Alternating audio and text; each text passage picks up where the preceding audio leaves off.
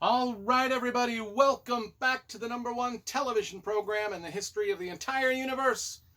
I am Brian Lee Durfee, author of The Forgetting Moon, The Blackest Heart, and The Lonesome Crown, all three books published by Simon & Schuster's Saga Press. Today I'm going to be reviewing A Suitable Vengeance by Elizabeth George. This is book number 4 in her Inspector Linley British murder mystery series. Now, I know I just said this is book number 4 in the series. However, I want to get one thing straight. Even though it's the 4th book she wrote in the series, it's actually a prequel to the entire series. Now, the entire series is, I've got it over here. We'll pan through my library and I'll show you. The entire series is right there. I don't know, there's probably about 20 or more Inspector Linley books, but this one is the prequel. So if you're reading them in order in which she published the books, this would be the 4th book you read. If you read them in chronological order, this would be the 1st book you'd read. But anyway, came out in 1991. Let's talk about the cover first, where we, because I love graphic design and cover illustration. I think all the Elizabeth George books have decent covers. Now, this one is signed.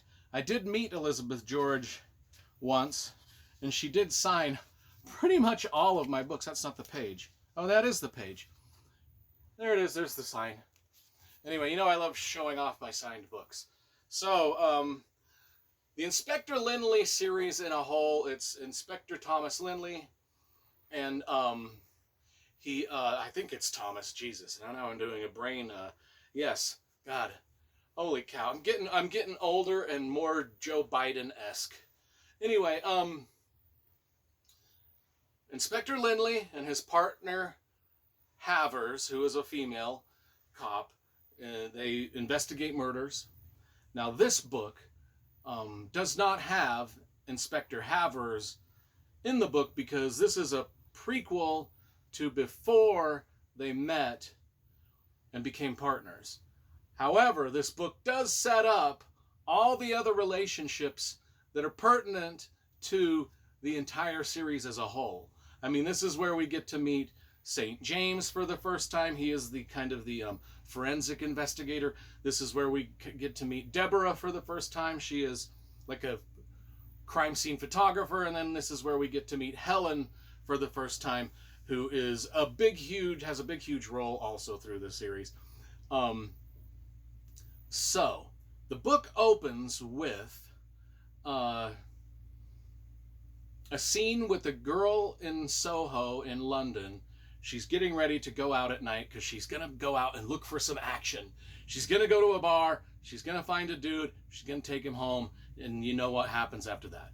And she's pretty confident that she's going to, even though she's just kind of like a normal girl, she ain't no supermodel or nothing, but she's pretty confident that she gonna pull some dude out at the bar. But this is relationship 101. Any girl walk into a bar and just be like, hey, I want to take one of y'all men home.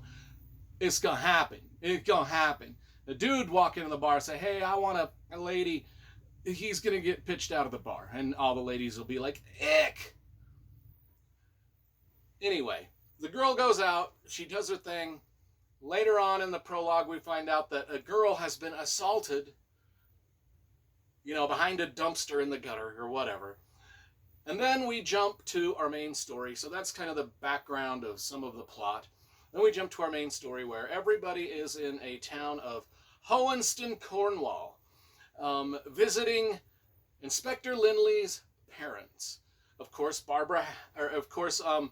Lieutenant Havers is not there because she doesn't exist in the story yet. So we go there, and all of our main characters, Helen, Deborah, and St. James, they're all in Cornwall. And Inspector Linley comes from a very well-to-do family, royalty, aristocrats. He's very rich, very confident. He's the epitome of arrogance and confidence. Meanwhile, St. James, the forensic scientist guy, he's kind of a handicapped guy. He's not that confident in himself, and he kind of wants a girlfriend, and he kind of got his eyes on. And I won't tell you where all these relationships go in later books, because it's a pretty kind of, even though these are murder mystery books, all of these characters sort of intertangle with relationship problems. But anyway, in this book, Deborah and Linley are having a relationship. And literally the first 50 pages are of them discussing their relationship.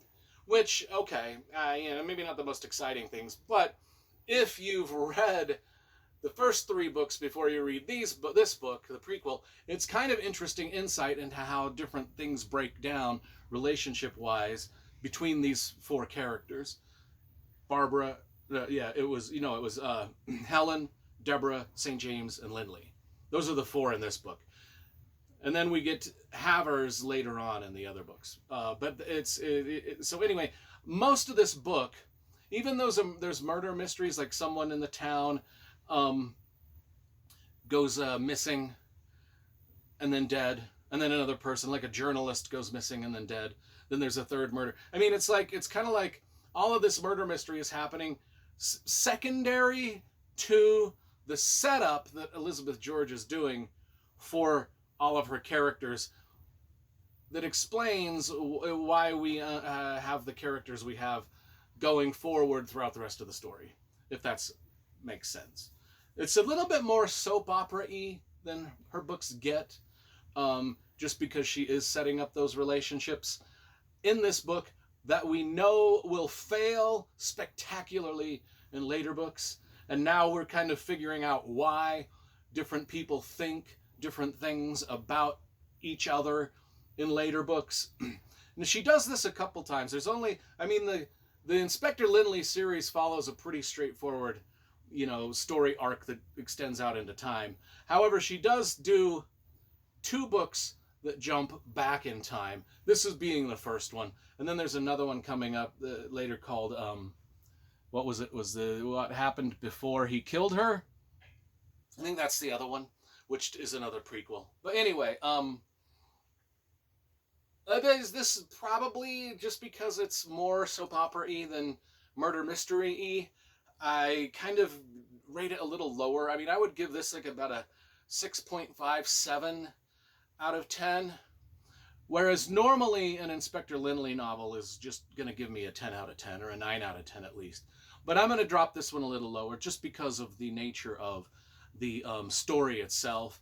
Even though I did enjoy finding out what goes on prior to the main story,